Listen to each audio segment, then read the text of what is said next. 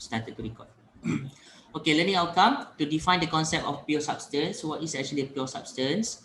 Discuss the physics of phase change processes. Illustrate the pressure, volume, temperature, volume, and pressure, temperature property diagrams and PVT surfaces of pure substances. To be able to demonstrate a procedure for determining thermodynamic properties of pure substances from tables of property data. To describe the hypothetical substance, ideal gas, and the ideal gas equation of state, and to apply the ideal gas equation of state in the solution of typical problems, and introduce the compressibility factor, which accounts for deviation of real gases from ideal gas behavior. Okay, so the first question is, what is actually a pure substance? So kalau pure substance ni, pure substance ni is a substance that has a fixed chemical composition throughout. For example, kalau contohnya nitrogen, kita panggil dia sebagai pure substance. Kalau water, 100% water composition, kita panggil dia pure substance. Apa lagi yang kita boleh panggil pure substance? Any chemicals, anything yang memang composition dia fixed throughout is considered as pure substance. Air, walaupun kita kata dia ada dalam tu ada nitrogen, ada air, ada hydrogen, nitrogen, ada oxygen, ada carbon dioxide, right? They have certain chemical composition. It is still considered as pure substance because it is a chemical composition. Maksudnya kalau dekat Kelantan tu, the composition of air sama dekat dengan composition dekat Perlis ni. The composition of air dekat London sama juga dengan composition dekat Malaysia contohnya. So we call it as a pure substance. Air is a pure substance. Okay. However, alright, please mute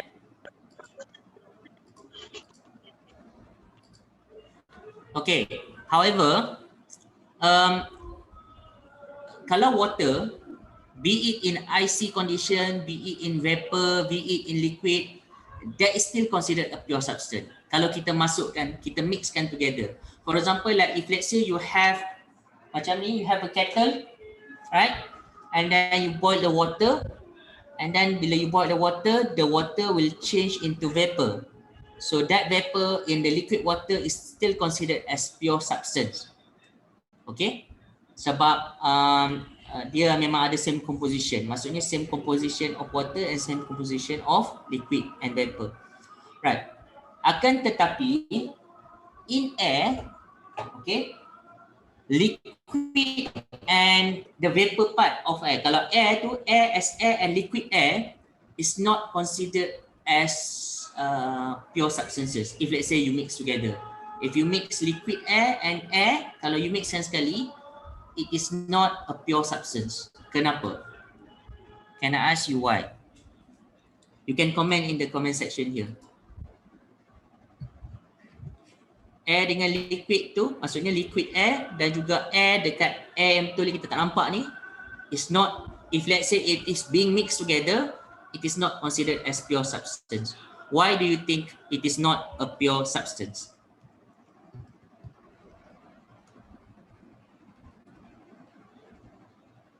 Anybody can comment on the chat section?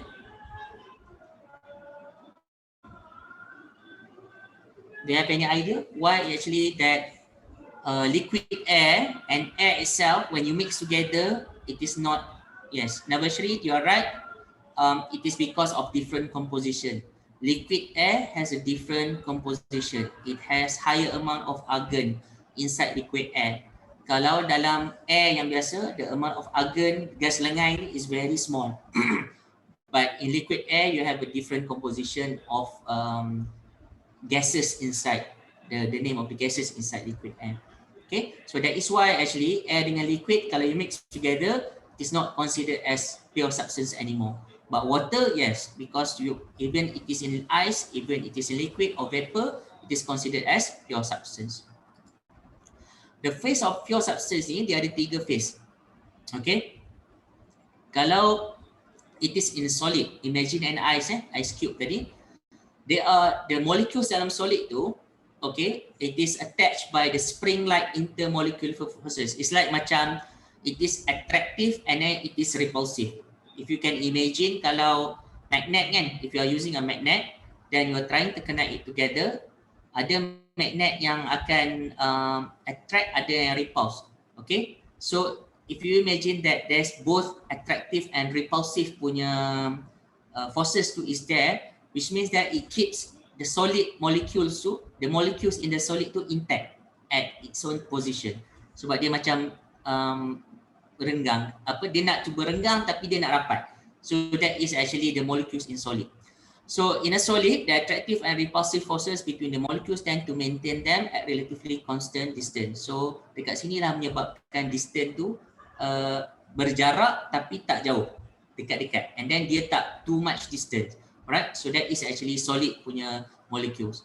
Dia macam case dalam ni, orang ni dia nak bertumbuk, nak marah, tapi actually dia nak berjauh juga kan. So that's what happened in the solid, in the molecules in the solid form, in the pure substance.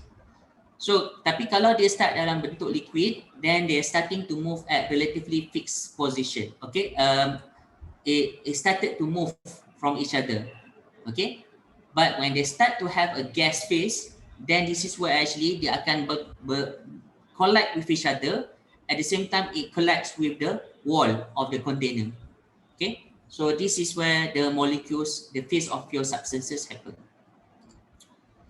So kalau kita ada liquid, imagine that you have a liquid, kita kata water lah kat sini and then you are putting in a piston, and then you try to heat the water at atmospheric pressure with a temperature of 20 degrees Celsius. So when you heat the water, okay, at this particular condition, this is what we call as compressed liquid.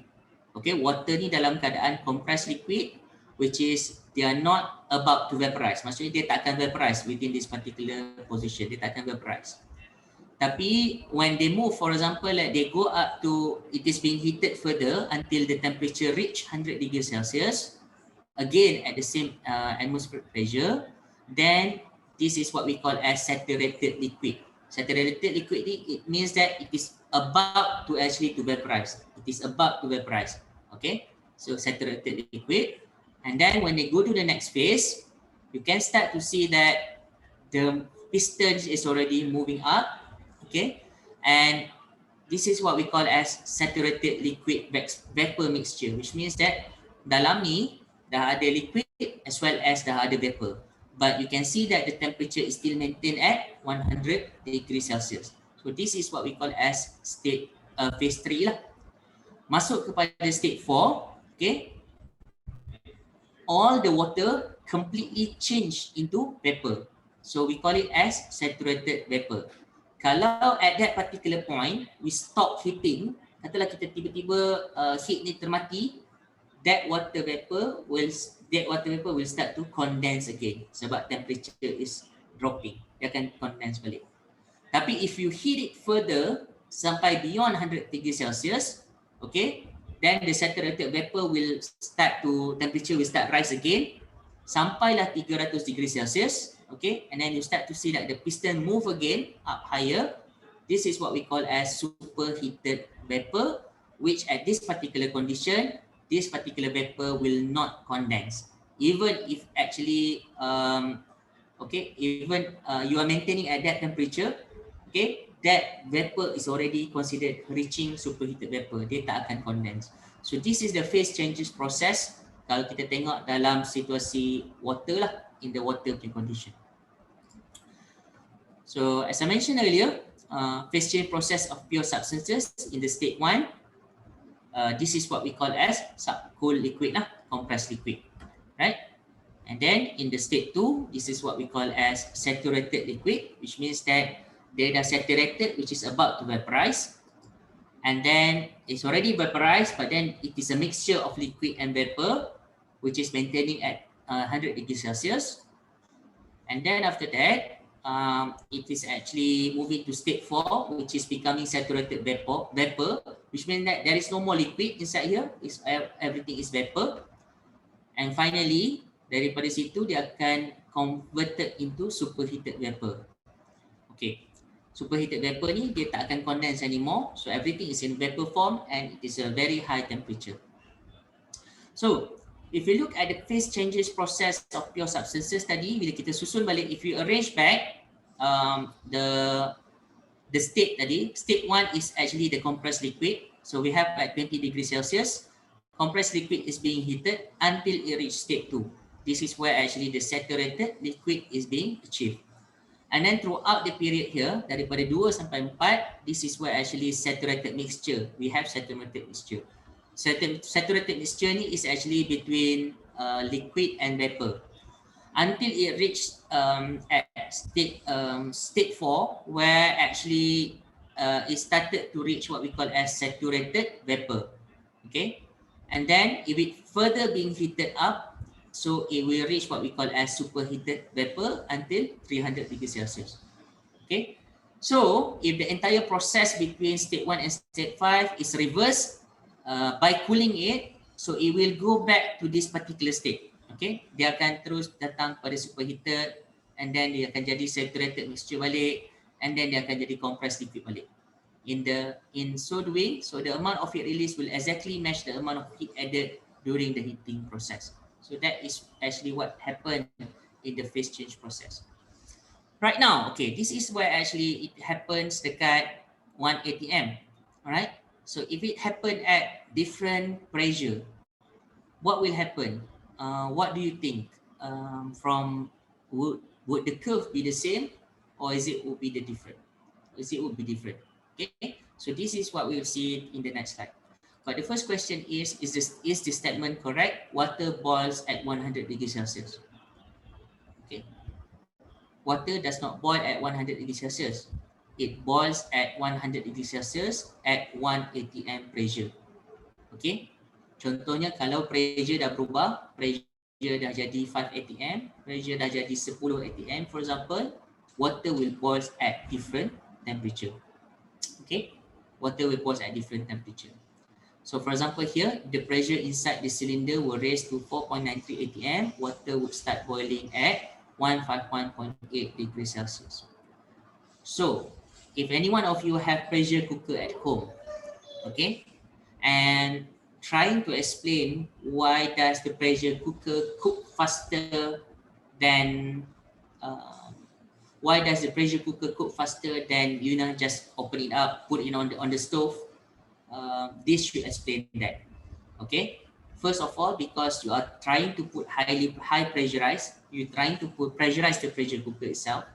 So when you pressurize the pressure cooker, and then you are actually rising up the temperature inside the cooker faster. So when it reaches faster, then that is where actually it will start to cook faster. So for example, if instead of you cooking meat using pressure cooker, you will cook it faster compared to kalau you tak atas stove. Okay, so the temperature at which water starts boiling depends on the pressure. Therefore, if the pressure is fixed, so it is the boiling temperature. But again, at any condition, kalau contohnya kita masak 100, kita boil water at 100 degrees Celsius, okay, and it is at open air, 1 atm pressure, which means that the water will boil at 100 degrees Celsius. So it should bring us to actually what we call as phase change diagram. Okay, phase change diagram is a diagram that actually reflected the phase changes at a certain pressure and a certain temperature. So we shall be introduced first with what we call as saturation temperature and saturation pressure. So macam tadi kalau saya annotate balik. So kalau if let's say tadi kita ada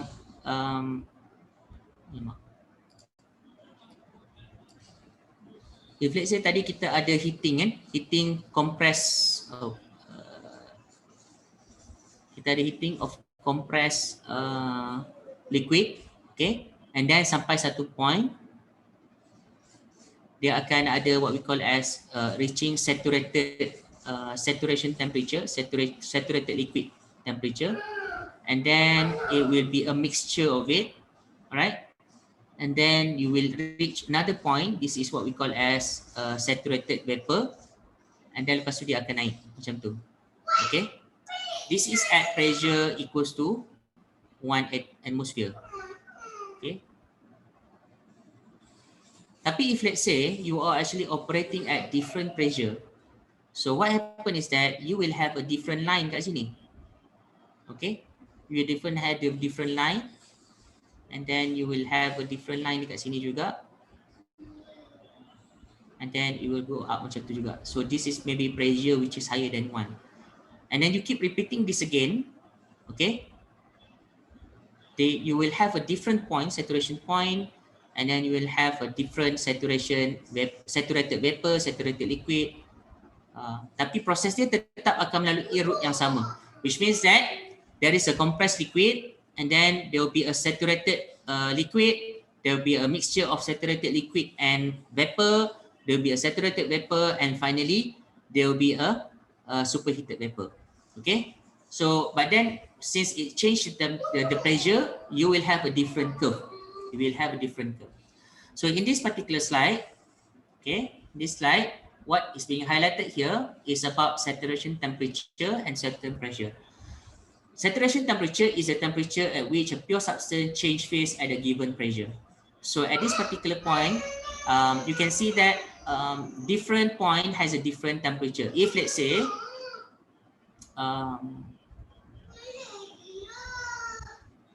you have a curve here, okay, and this is what we call as temperature versus volume, okay. So which means that at each line it represents a different pressure, different lines for different pressure. So you can start to observe that at different saturation temperature, if let's say you have a different pressure, okay, at a given pressure you will have a different saturation temperature, even it is here or here, it is actually in the same line. So you will have a different saturation temperature given by different pressure. That's what is meant here. Kalau you ada graph yang ada P dengan V, pressure dengan V, so which means that this is temperature lah. Okay, this means temperature. Kalau temperature, dia graph dia tak akan jadi macam ni, dia tak akan naik macam tu. Graph dia akan macam melandut ke bawah macam tu. Kalau graph dia ialah temperature and pressure versus volume. Okay, so different line actually it represent different temperature. So this saturation saturation pressure, okay, it will also be different at a given temperature. So if you have a different temperature line, you will also have a different saturation pressure. So if you refer to this particular table, if let's say you have a temperature of negative 10 degrees Celsius, the saturation pressure is different. If you move to 100 degrees Celsius, the saturation pressure is now become 1 atmosphere, which is the open air, the current lah, what we are doing, what we actually having right now lah, open 1 atmospheric pressure. And if let's say the temperature is much higher, the saturation pressure will be much higher. Okay, that is actually what it means by saturation pressure here. Okay. Some terminologies that you also need to understand is actually some terminology in phase change. For example, again, if you refer back to this particular line, okay, cooling, and then lepas tu saturated, and then after that dia akan naik, temperature akan naik lagi. Okay, so at this particular point, okay, this is the graph of temperature versus volume. Okay, if you notice that for compressed liquid, daripada 20 degree Celsius is being heated sampailah 100 degree Celsius, and then it started to become saturated liquid. So from saturated liquid and it start to become vapor. So along the way dekat line ni ialah combination between saturated liquid and vapor until at this point it becomes saturated vapor. So this is a straight line if which you refer kat sini, the temperature kat sini maintain dekat 100 degree Celsius. The temperature is maintained at 100 degree Celsius. Okay, and if you go until you reach the saturated vapor point, only, and if provide heat further, then only then temperature will rise up. Okay, so at this particular process, if you even there is no temperature change, what happens is that there is a latent heat, what we call as latent heat. Latent heat is the amount of energy absorbed or released during a phase change process. In this particular process, this is where actually the heat is being absorbed by the water. So that's why the water is increasing the temperature. Okay. And then until a certain point, dekat sini, there is what we call as latent heat of vaporization because it absorb the amount of energy sufficient enough, and then after that dia akan release, dia akan what we call that, dia akan naik lagi temperature dia. Alright, so this is the phase where actually we call it as latent heat of vaporization, the amount of energy absorbed during vaporization, and it is equivalent to the energy released during condensation. So if let's say you are actually having water at superheated vapor at 250 degree, for example, and if you cool it down, okay, if you cool it down until 100 degrees Celsius, okay, the process right now from the vapor, it will start to condense. Okay, it will start to condense until finally it reaches saturated liquid, and it will condense completely until it becomes water. So this particular stage, this is what we call as latent heat. Okay, so kalau latent heat of vaporization, this is the amount of energy absorbed during vaporization. Satu lagi, kalau dia condense, is the amount of heat being released so that it become condensed. Latent heat of fusion pula is actually when there is a solid as well as liquid.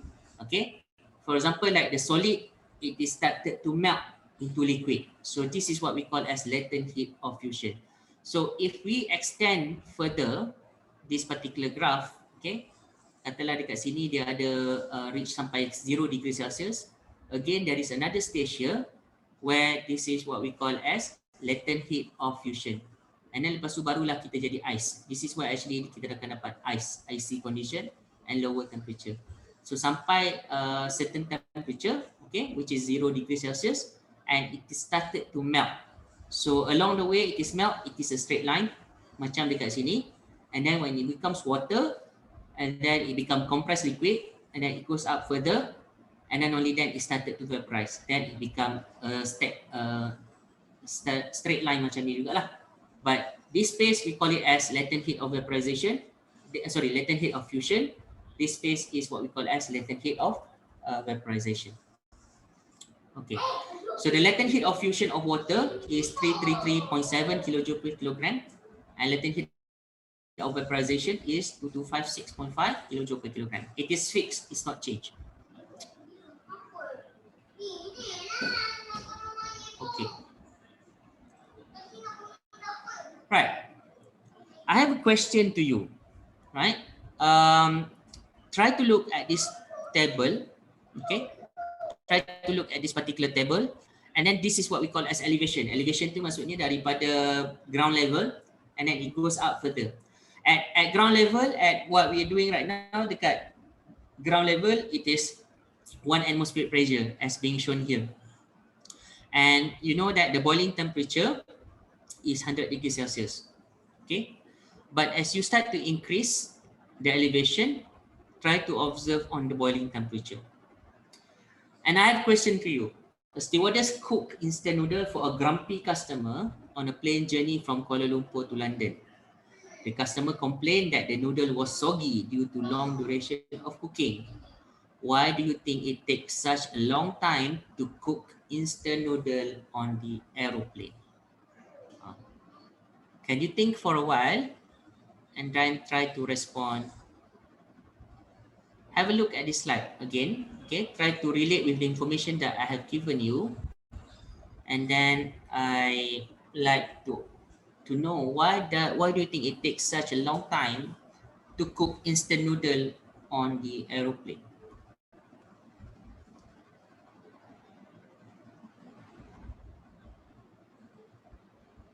Try to relate the information with the slide and try to answer this question. What do you think? Why do you think it takes such a long time to cook instant noodle on the aeroplane?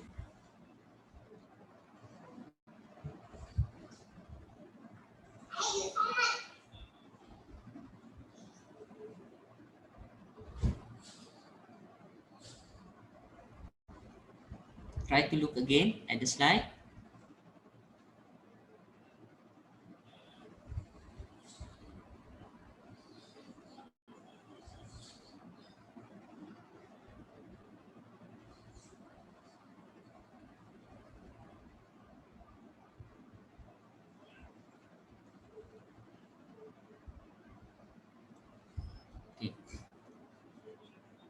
Ada lagi nak bagi jawapan? Atau masih lagi mencari jawapan? Masih terfikir?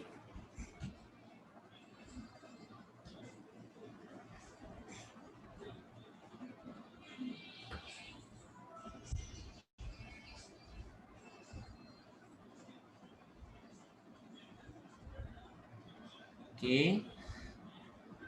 Alright, so this is the response that I have, low pressure. Of course, it is low pressure. Bila you naik high elevation tu memang low pressure. Okay. Low pressure, low temperature tak betul kat sini. Okay. Low boiling point. Okay, we have got the keywords here. Actually, I like the answer being here. Altitude is high, which means that the boiling point will become lower. Sama juga if let's say you are climbing the mountain Kinabalu. Okay, if you're climbing mountain Kinabalu, for example, and you want to cook rice over there. Okay, you will start to notice that the, okay, if I redraw again this diagram, if let's say in at ground level kita akan ada air 20 degree Celsius and you put your instant noodle, so instant noodle will boil at 100 degree Celsius and then it will further become apa, this is where actually a saturated liquid and mixture kat sini lah. Okay, we just considering kat sini part ni. Tapi right now, okay, this is where actually you have a different pressure which is much lower. Okay, again, this graph is temperature versus volume lah kan. So you start to see that actually you will have at different temperature, katalah lower lagi lower lagi pressure. This is a bit higher pressure. So the pressure is lower. So you will start to see that the boiling point of water, kalau according to the slide pun, dia akan reach at 34 degrees Celsius. Betul tak? Okay. So if you look at dekat sini, 34.7 degrees Celsius. So instead of reaching 100 degrees Celsius, dekat 34 degrees Celsius, it is already what we call as okay, dekat 34 degrees Celsius, it's already boiling. Okay, it's already boiling, and then dia akan maintain the temperature for quite long time for the energy to so that dia akan jadi what we call that saturated mixture kat sini, liquid and vapor kat sini, until you have to further heat up. Okay, maybe panjang lagi kat sini. Okay, until you further heat up,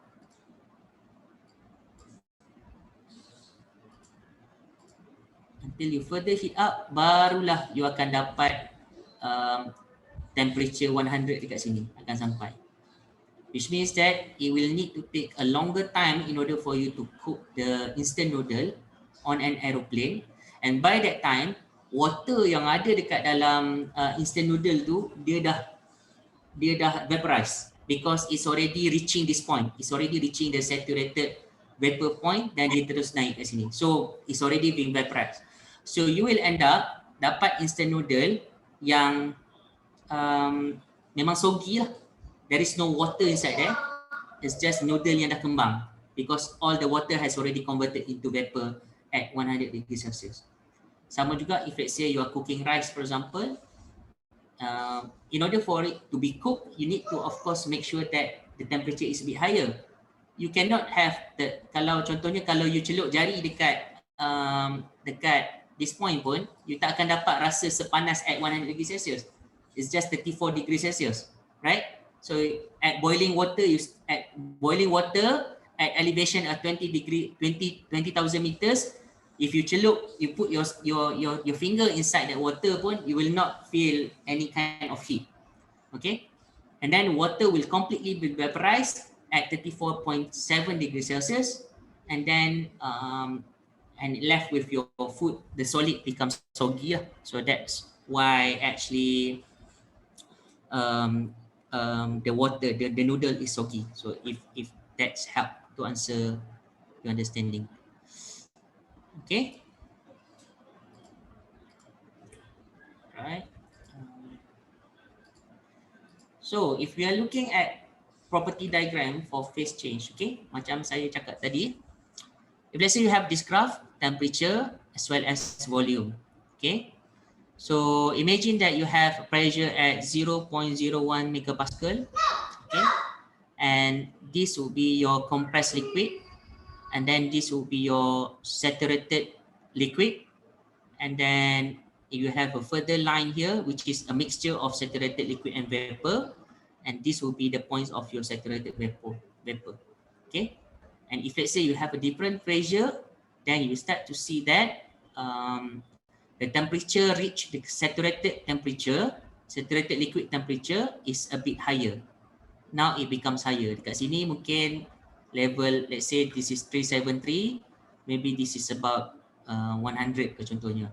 And then maybe this level is already higher. Okay, so as the pressure increases, your saturated liquid, so your saturation temperature will also increase. Okay, so that's why you'll be able to draw this particular diagram like this until you reach one point. This is what we call as critical point. So what is actually critical point? Critical point, this is where actually the saturated liquid, which is at this point, and saturated vapor are identical. Maksudnya you cannot distinguish anymore. You cannot distinct anymore whether this is liquid or this is vapor. So you will reach this critical point. Okay, you will no longer. This is where actually the saturated liquid and saturated vapors are identical. If you look at this point, you will have a different, right? For example, if let's say this is temperature, this is volume. Okay, from here, one of the things that you can simply observe is if you bring it down here. Okay, if you drag it down, alamak, tak straight, tak apalah. If you bring it down here, you will have a different volume. So this is the volume for fluid, which is for the fluid, for the liquid. This is the volume for the gas. Okay, so imagine in a container macam ni. Alright, so you will have a volume for the liquid as well as the volume for the gas. Then you can tell from this curve. But once actually that you go to a higher pressure, okay, and then you heat it up until 373.95, you will actually reach what we call as critical point. So dalam critical point kat sini, if you imagine again a container, okay, a piston, you cannot identify whether this is the volume of a liquid or it is a volume for the gas, because it is just similar, it is identical. Okay, and that particular volume is actually at 0.03106. This is for water. This is for water. This is a phase diagram for water. So if let's say we are looking at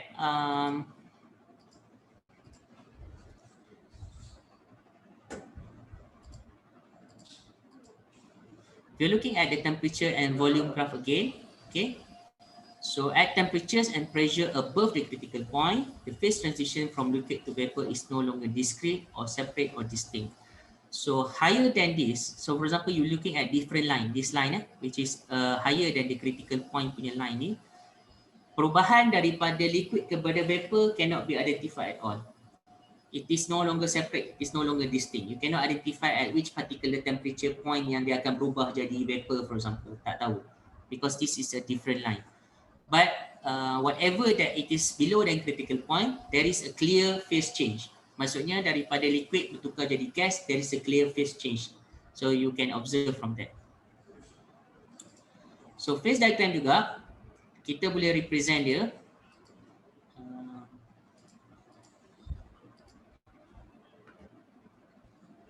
Okay. Phase diagram juga kita boleh represent. Okay, this is where actually the temperature that you have. Kalau kita tengok kat sini, okay, yang graph kat sini kan saturated liquid ni. If let's say I started to connect the dots kat sini, okay,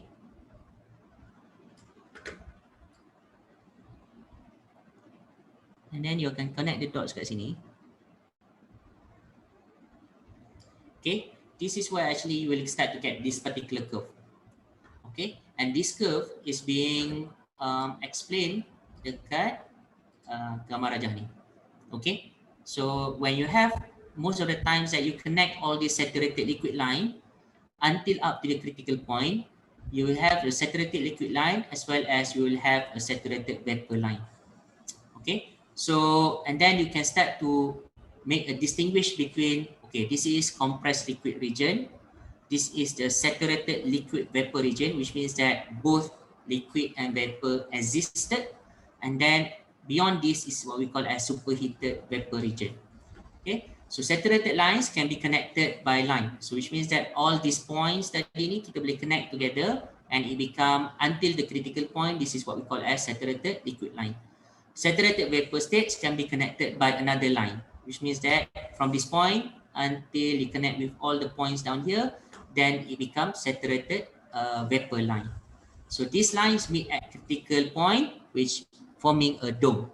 Okay, so this is the phase change process, and this is what a typical phase change diagram looks like. Okay, in the first place, can I ask a question? How do we actually get all these points ni kat sini? If you refer back to this, okay, this diagram. If you refer back to this diagram, how do we actually get all these points? Anybody can comment? Anybody can write down? What do you think? How do you actually get the points yang dapat membentuk this particular curve?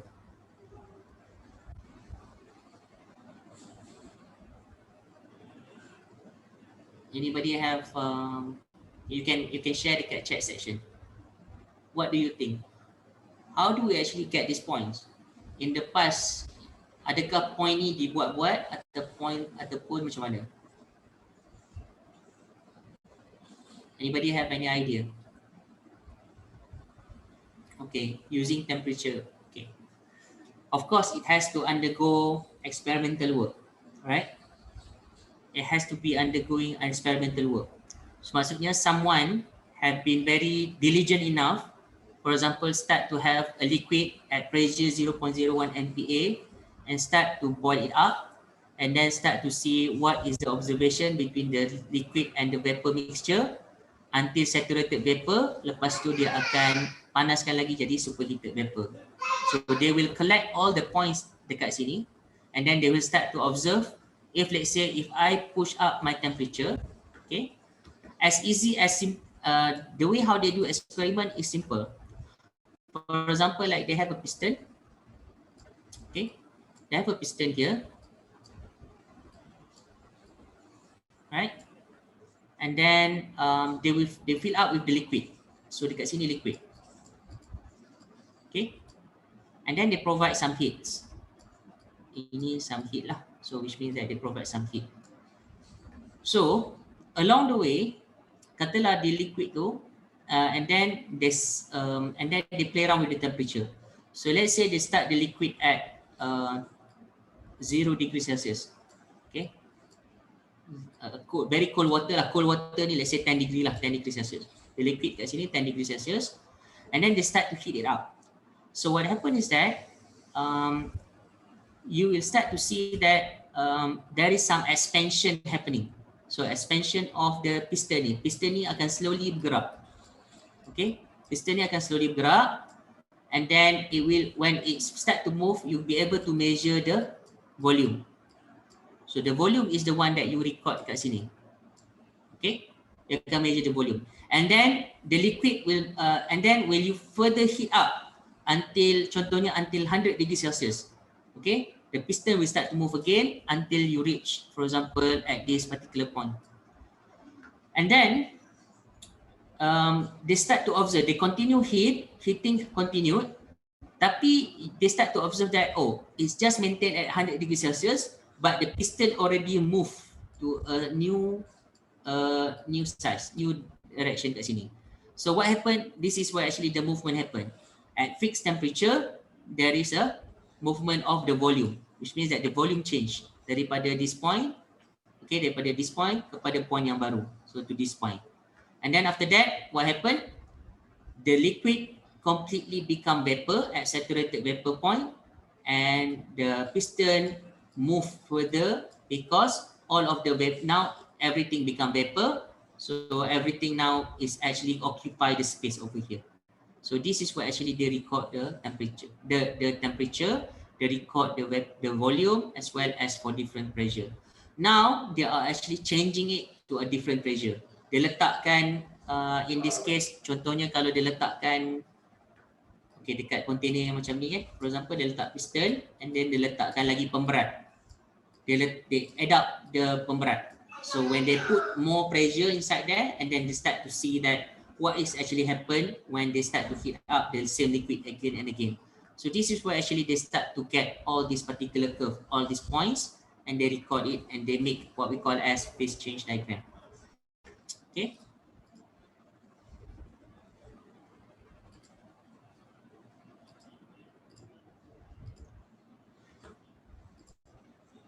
Okay, so another way of putting the diagram, tadi kalau kita tengok kat graph kat sini, this is where actually the temperature versus volume. So another important features that we can use is actually pressure versus volume. Okay, pressure versus volume ni macam mana? Kalau kita tengok trend dalam temperature versus volume, you can start to see that the pressure going upwards. Okay, which means that the volume expanding upwards. Tapi kalau you actually depict the pressure and volume, you start to see that the temperature is actually going downward trend. So this is where you just reverse instead of having a T versus V, you are actually having T versus V. Okay, the data is the same tapi you reverse balik je. You reverse balik, you akan dapat trend yang macam ni. So tadi yang tu dia goes up, yang ni daripada atas it goes downward. Okay, but again this particular line, this is what actually we call it saturated liquid vapor region. Saturated liquid vapor region. So the pressure in a piston cylinder device can be reduced by reducing the weight of the piston. As I mentioned earlier, tadi kalau in order for us to try for different pressure, kita tambahkan pemberat. So we'll get a different line kat sini. Okay. So if let's say we extend the diagram to include solid phase, right? Just now the diagram here is just only between liquid as well as gas. But if let's say we try to include the solid and liquid, okay, there are two types of curve. This is pressure versus volume again, PV diagram. If let's say we actually, if let's say we have a substance that contracts on freezing and satu lagi substance that expand on freezing such as water. So substance that contract on freezing ni maksudnya substance tu dia makin lama dia makin rapat, dia contract to each other. When we try to freeze it, daripada liquid tu kita freezekan dia akan jadi lebih mempat dan akan jadi lebih padat. So this you will get this particular curve. Okay, but if let's say you have water macam ice kan, if you have ice dia tak akan contract, dia tak akan contract when it is freezing, but it will further expand during freezing. Kenapa? What happen if water contracts during freezing? If let's say water contracted on freezing, as most other substances do, the ice form would be heavier than liquid water. So ice tu tak akan terapung, ice tu akan tenggelam. So it will settle to the bottom of rivers, lakes and oceans instead of floating at the top. The sun rays would never reach these ice layers and the bottom of many rivers, lakes and ocean would be covered with ice at the times, seriously disrupting marine life, seriously distracting the ship and also so on lah. So hebat tak kuasa Tuhan, dia bagi all other substances contracts when freezing but not water. Water ni when we try to freeze it, dia akan expand. So when it expands, it's actually floating. Okay. So again, all this data ni sebenarnya is just a finding. Maksudnya it's not a man-made punya data. It's a data for those somebody who conducted the experiment, is already hukum alam. Okay, naturally dia memang macam ni. Kita buatlah 1000 kali ke, 1,000,000 kali ke, we will still, if let's say we are doing for water, kita akan dapat still the same curve. Still the same curve, still the same line. So this is what actually we refer as, what we call as phase change diagram. Okay. Another way of actually depicted the phase diagram is we call it as P versus T, pressure versus temperature, PT. Tadi I dah introduce temperature versus volume. Another one is pressure versus volume. And this one is what we call as pressure versus temperature. Okay, pressure versus temperature. So P and T, okay, if you imagine that kalau kita ada solid, mula-mula solid dia akan sublime. Okay, dia dengan vapor dengan solid, okay, solid tukar kepada vapor, we call it as apa istilah dia, fusion. Okay, and then vapor pada solid we call it sublimation. Okay, and then dia akan reach what we call as triple point. So at triple point, all these substance exist in three phases in equilibrium. So maksudnya katalah kalau kita refer kepada water is 0.01 degree Celsius with 0.6117 kilopascal. At this, if let's say we set the water condition at this temperature and pressure, okay, all these three substances will coexist together. Vapor, liquid and solid will coexist together and will be in equilibrium. But when you start to increase the pressure, or you start to increase the temperature, or you decrease the temperature or decrease the pressure, it will move to different region. It will just fall into a different region. So for example, like for water, if it expands, then you will have this particular curve lah. Substances that expand on freezing. So basically, you will have this line. But if let's say you have different, for example, like CO2, for example, it contracts. So you will have a different line. And then you will also have critical point. Critical point macam saya cakap tadi ialah the point where saturated liquid and saturated vapor it is actually become indifferent. Maksudnya kita tak boleh nak bezakan antara saturated liquid, sama ada liquid dengan vapor dekat situ, indifferent.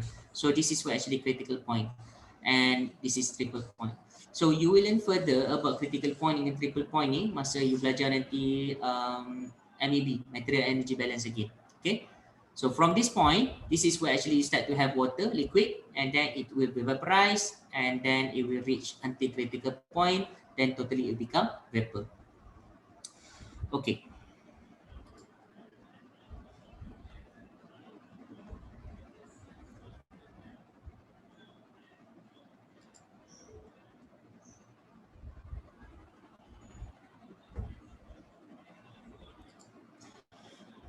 Sometimes PVT ni we can actually depict it dalam 3D three-dimensional phase diagram. So we have PVT diagram, okay? Maksudnya pressure and temperature as well as volume. But in thermodynamics, we don't usually use 3D phase diagram. We always stick to 2D diagrams because it's much easier to explain in that way.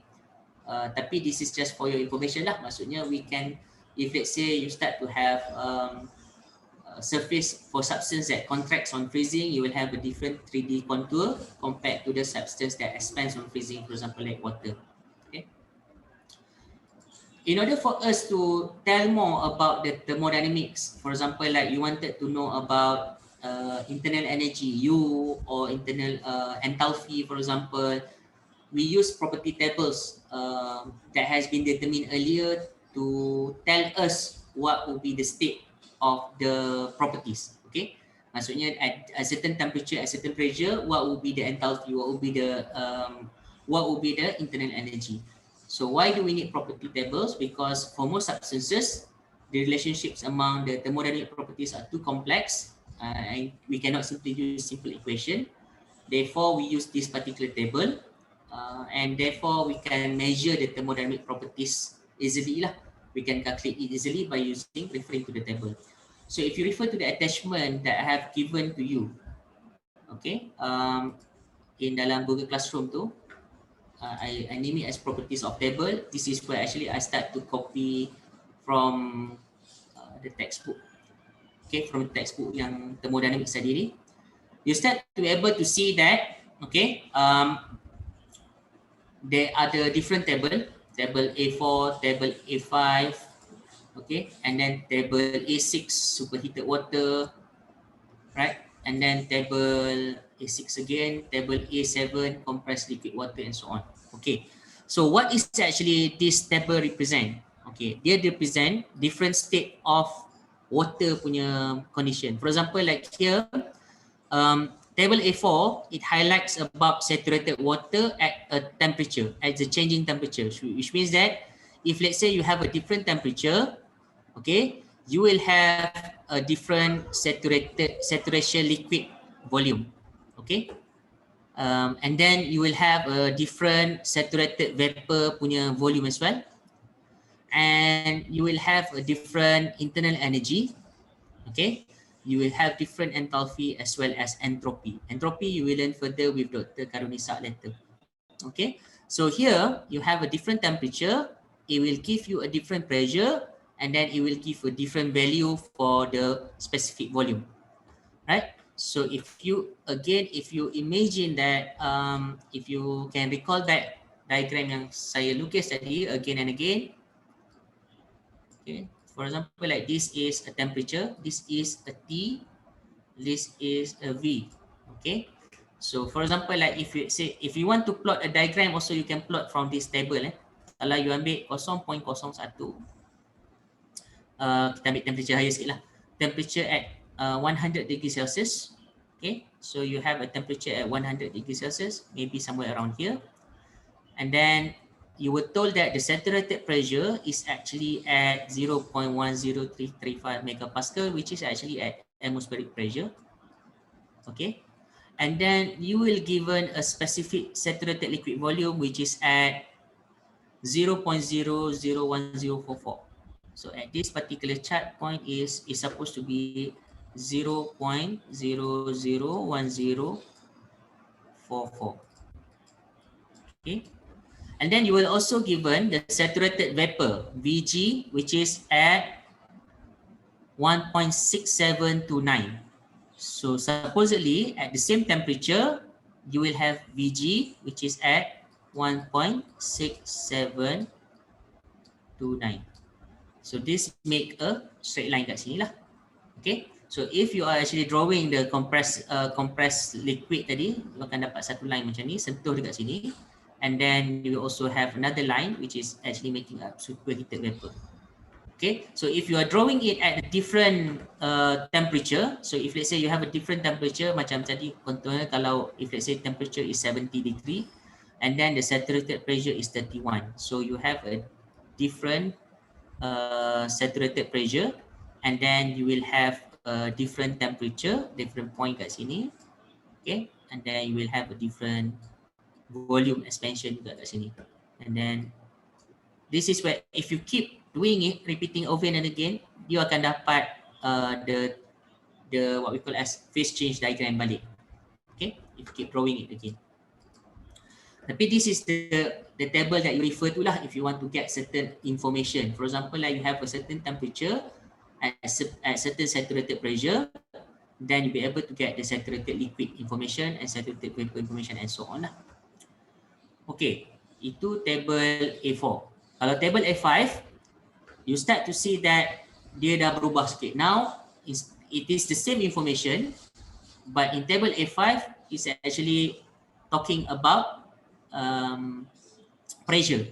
Pressure become jadi dia punya independent variables, and saturated temperature become dia punya constant variable.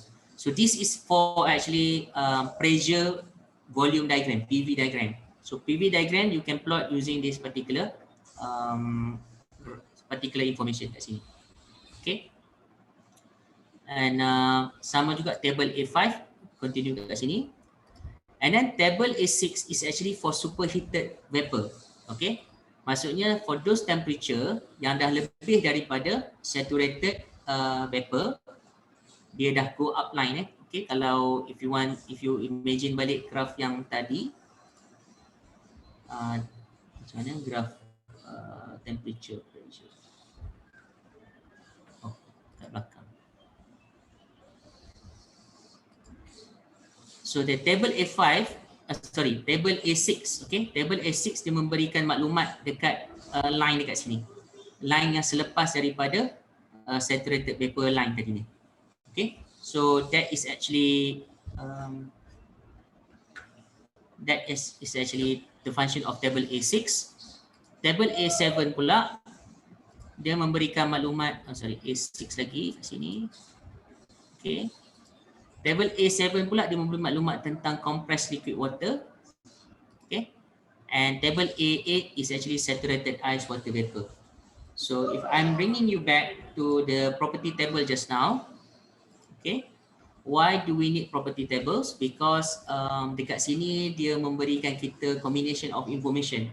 So for example, you can extract the information about the specific, what we call that, specific internal energy. You also get information about the pressure, about the volume, okay, as well as the enthalpy. So because what you're doing next, when later you move into chapter 4 and chapter 5, will actually refer a lot when you want to do some kind of analysis of control volumes, we need this information, which is U plus PV tadi. So U plus PV, enthalpy is the information that we need. So that's why we need to refer to what we call as this property table. Okay. So if you're moving towards saturated liquid and vapor, macam saya cakap tadi, kita ada table A4 and table A5. Can you spot the difference? One actually is this for temperature. Temperature as the independent variable. Another one is pressure as the independent variable. Okay. So saturation pressure is the pressure at which the liquid and vapor phase are in equilibrium at a given temperature. Saturation temperature is the temperature at which the liquid and vapor phase are in equilibrium at a given temperature, at given pressure. Okay. If we look at saturated liquid and saturated vapor, okay,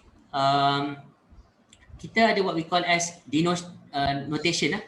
If you are using VF, which means that this is specific volume of a saturated liquid. And if you are using the term VG, small v, it is what we call as specific volume of saturated vapor.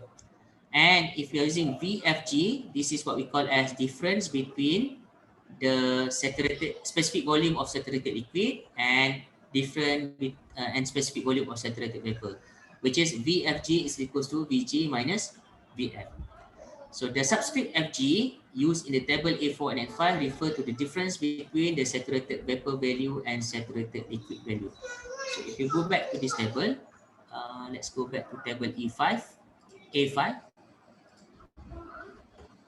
I hope that you could also have a look at your own. Buka, dapat tengok sendiri dia punya denomination and so on.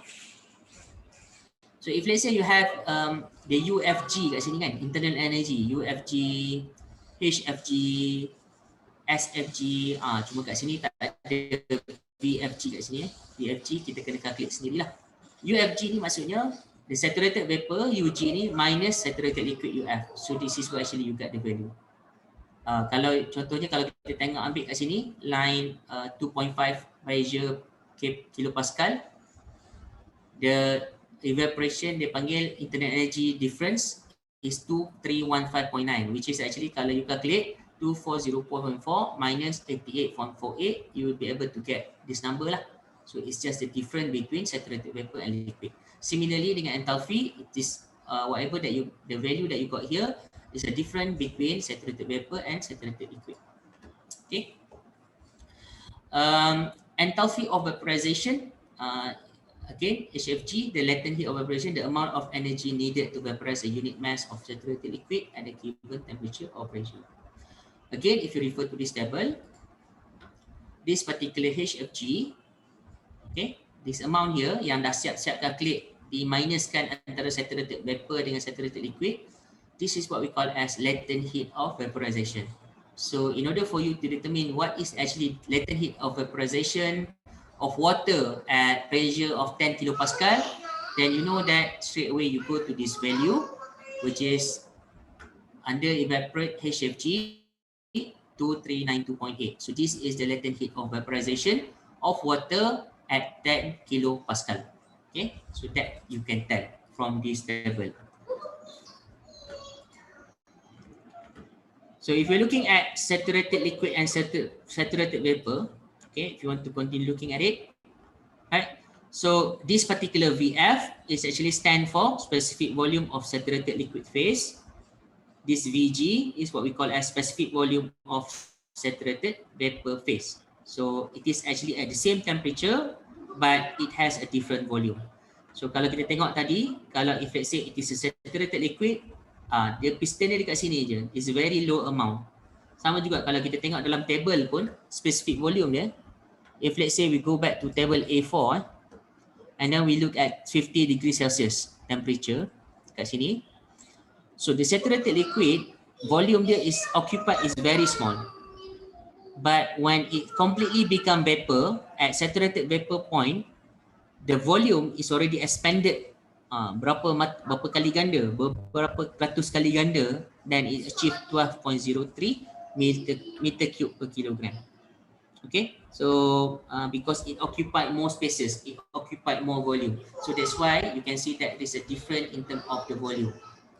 Okay, so there is a difference between the fluid, the specific volume of liquid at saturated liquid and specific volume at saturated vapor. Okay. So looking at some calculation kat sini lah, example lah. Saya ada bagi satu slide based on the calculation. We will go to that at different time later.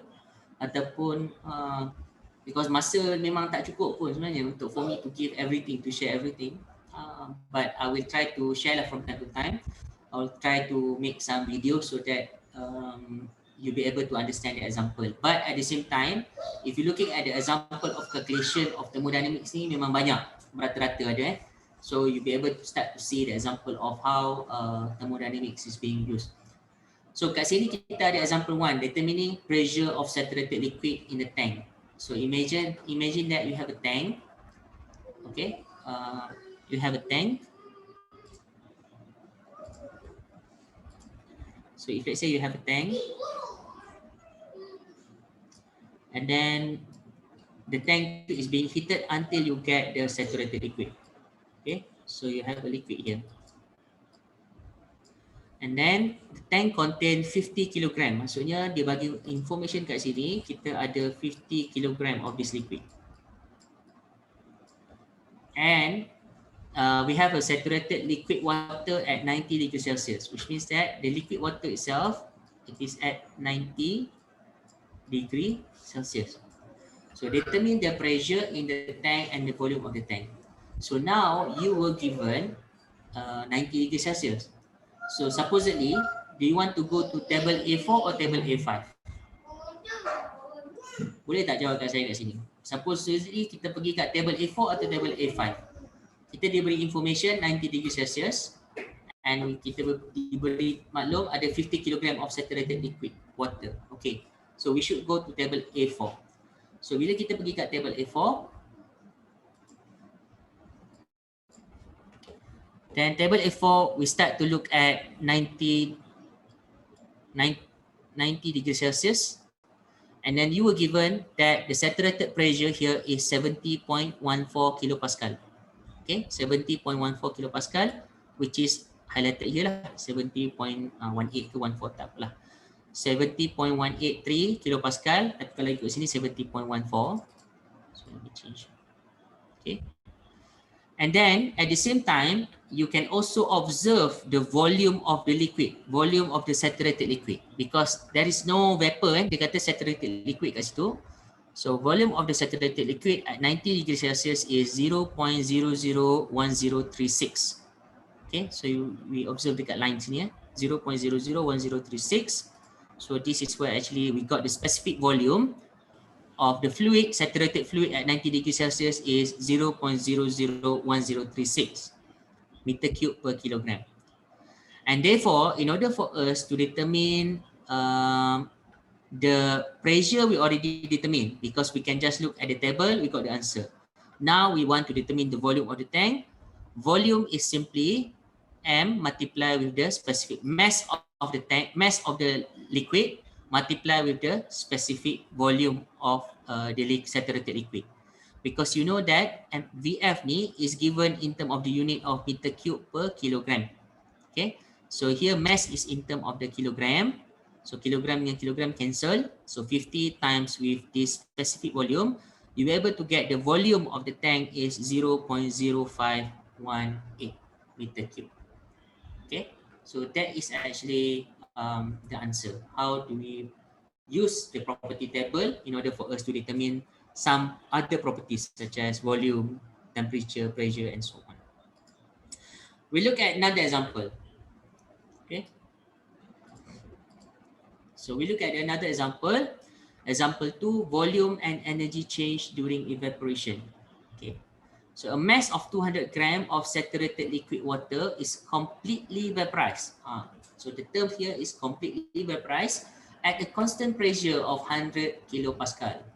Determine the volume change and determine the amount of energy transferred to the water.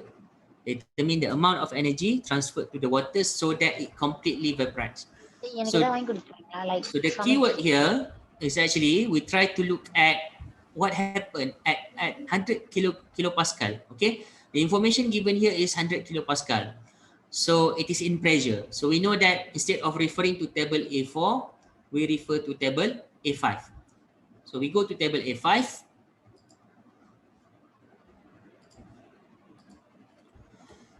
So we look at the table A5 and then we're given information of 100 kilopascal. Okay. So where is 100 kilopascal? This is 100 kilopascal. Okay. The saturated temperature is 99.63. Okay. And then you are given the saturated liquid VF 0.001043. The saturated vapor is 1.6940. So the volume change is simply VFG is VG minus VF. So you got 1.9641 minus 0.001043. You will get 1.6931 meter cube per kilogram. So that is the specific volume difference. But now you have a 200 gram. Okay, you have a 200 gram of saturated liquid water. So you multiply with the specific volume. Okay, VFG 0.2 multiplied with 1.6931, then you'll be able to get 0.3386 meter cube. So that is the change of the volume when the liquid water completely become vapor. So there is a difference. There is an expansion of 0.3386 meter cube in that particular tank. At the same time, they're asking the amount of energy transferred to the water. So here we wanted to know at 100 kilopascal, okay, what is the HFG? What is the enthalpy? Which is enthalpy change here is 2258.0. So it is 2258.0. Okay. So the amount of energy transferred is simply multiplied with the mass, and then you start to see that the amount of energy being transferred is 451.5 kilojoule. So that is only two examples that I'll be sharing with you. I'll try to share some more examples later lah. Okay. So what if there is a mixture of saturated vapor and liquid? Okay. So if there is a mixture of saturated vapor and liquid, we shall introduce the term what we call as quality. Okay. Mixture tu dekat mana? If let's say if I redraw balik, okay, if I redraw balik curve tadi, okay, yang ni T versus V tadi ni. This is V, this is T, okay. So you ada volume kat sini. This is what we call as VF, okay. Dekat sini, this is what we call as VG. Apa yang berlaku kat tengah-tengah ni?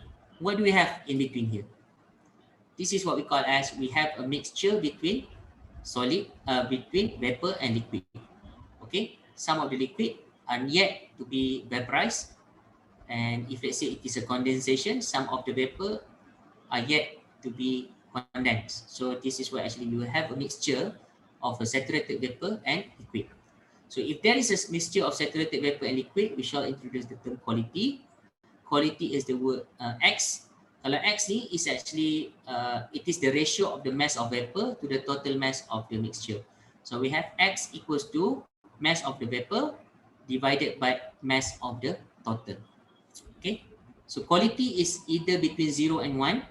So if you have 0, which means that X equals to 0, it is completely saturated liquid. And if X equals to 1, you will have saturated vapor. So at this particular point, X is equals to 0. At this particular point, X is equals to 1. Okay. So quality has significance for saturated mixtures only, no meaning in the compressed liquid or separated superheated vapor region. So maksudnya quality ni kita cuma pakai dekat region ni sahaja. Okay, kita pakai kat region ni sahaja. Between X equals to 0 sampai equals X equals to 1. Okay, and temperature and pressure are dependent properties for a mixture. So what is also explained here, the properties of the saturated liquid are the same whether it exists alone or in a mixture with saturated vapor. Maksud ni kat sini ialah saturated liquid ni sama ada vapor ataupun tak ada vapor, it has the same property depending on its temperature as well as its pressure.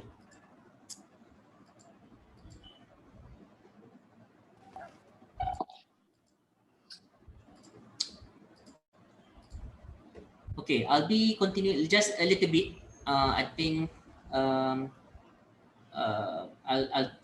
try to stop here so that I can have more time to explain on the video on other slides as well.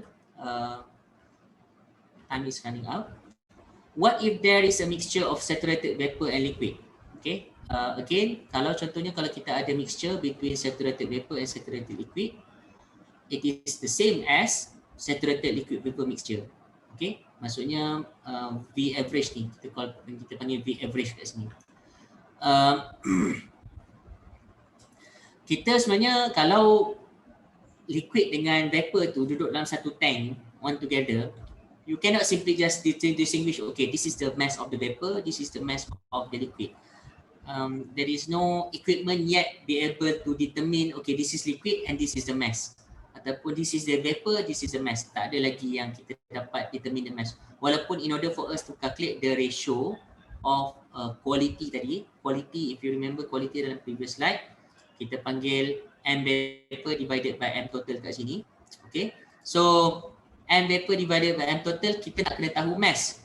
Tapi there is no way that we can know the amount of mass dalam saturated vapor and saturated liquid. So what we did is actually we assume that the two phases are mixed well, forming a homogeneous mixture. So this is where actually it formed homogeneous mixture. Consider a mixture of saturated liquid and saturated vapor. So the liquid has a mass MF, occupies a volume of VF.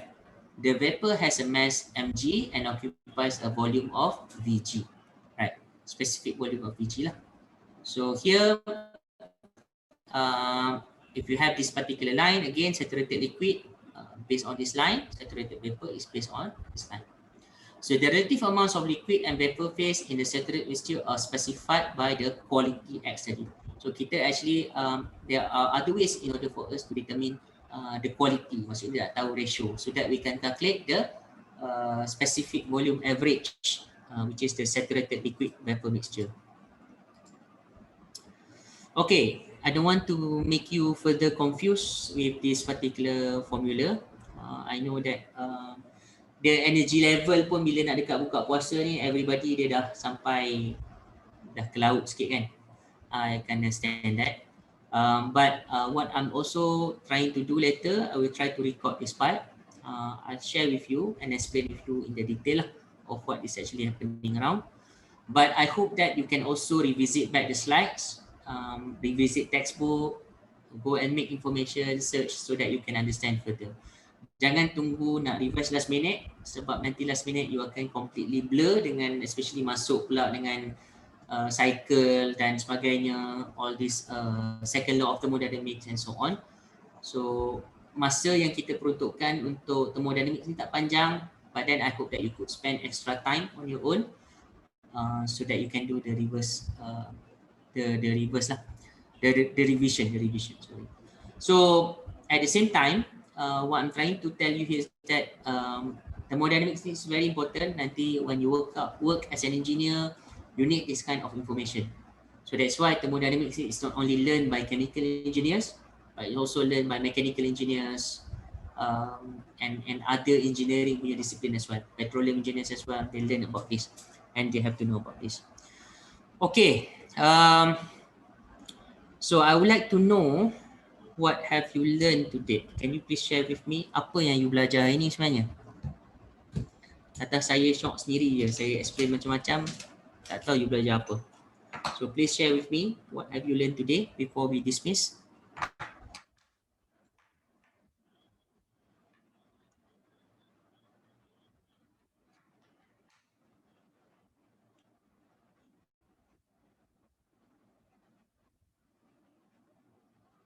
Go to specific what you can what can you remember, what can you recall about the topics, what are the things that you can recall.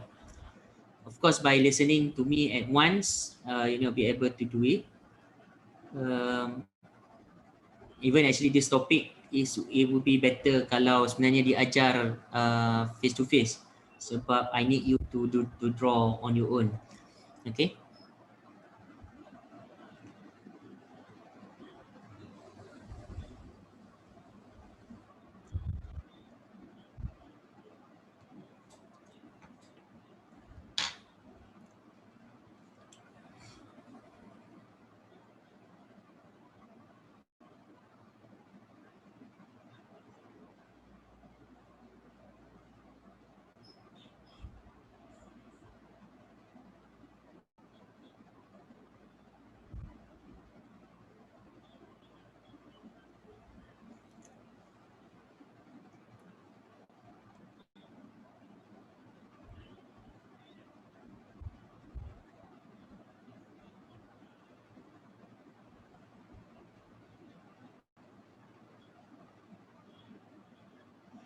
Okay, so some of the things that you have highlighted here that you have learned about pure substance.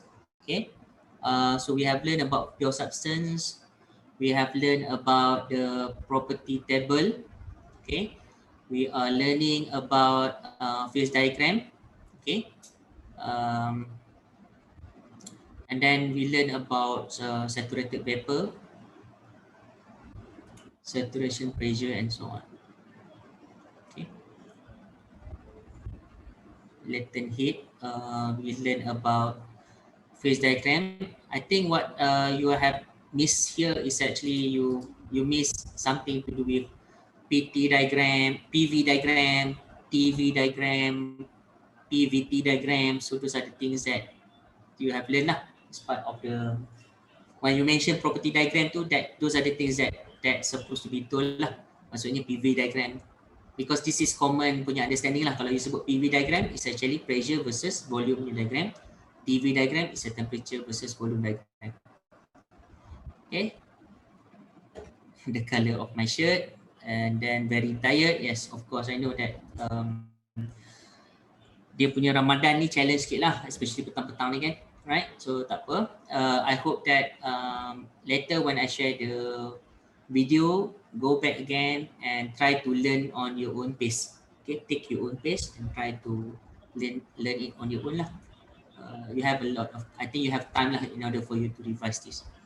So stay tuned. I will actually give you an assignment by this Friday. Okay, by this Friday, I will hand over the first assignment. And then as we agree, next week, we're going to have a test. From time to time, I would like you right now, try to look at the example that I have given to you. Let me check. Okay, example of thermodynamic part 3 ni. Right, I would like you to go through this, and then I would like you to actually, example 1 and example 2, I have already covered. But then on example 3 sampai seterusnya, if you actually, until what we have done so far, okay, kita dah boleh jawab, sepatutnya you should be able to answer, you should be able to look at example 3 and example 4. Not yet on example 5. Example 5 saya tak cover lagi dalam lecture, dalam slide saya. So I will try to make a video on that. I will try to cover some of this part, which is determining the property in saturated mixture. Lepas tu saya akan look at the saturated superheated vapor, compressed liquid, I will try to look at saturated ice water vapor table, and then I will also touch on the ideal gas equation of state. Okay, yang ni pun something that you need to know.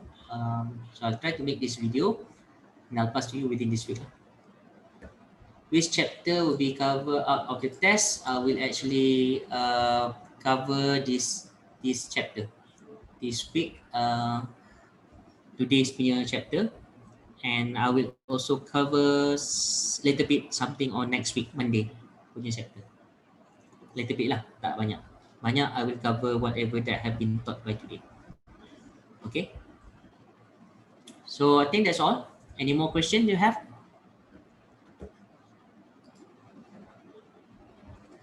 Right. So I think that's all for today. Thank you. So I'll see you next Monday. Alright. So selamat berbuka kepada yang puasa.